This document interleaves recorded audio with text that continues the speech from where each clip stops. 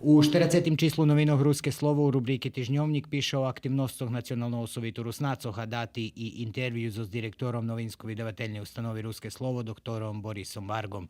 Рубрика «Нашо место» інформує о першим конгресу огньогасу у Новім Садзе, на котрим участвували і члени Коцурського доброзичного огньогасного друštva.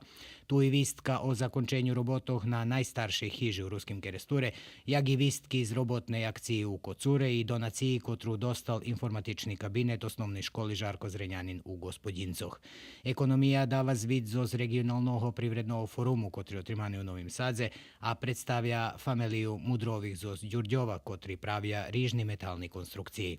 Культура і просвіта звекшого пише як о значенні дєцинський тиждень у наших школах, як і о отверанню вистави «Зо слику в'єдно» у Суботиці і промоції книжки Славоміра Шанти «Тебе гуторим» у Коцуре.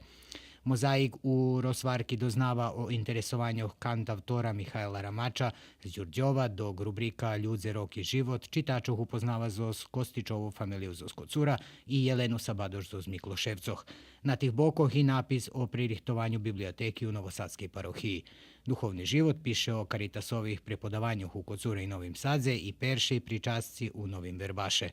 Sport dava rezultati naših fudbalskih i šahovskih klubov u svojih prvenstvenih ligoh, piše o zakončenju aktivne plivatske karijeri Ivana Lendjera, a ponuka i napis o fudbalskej legendi Silvestarovi Takačovi.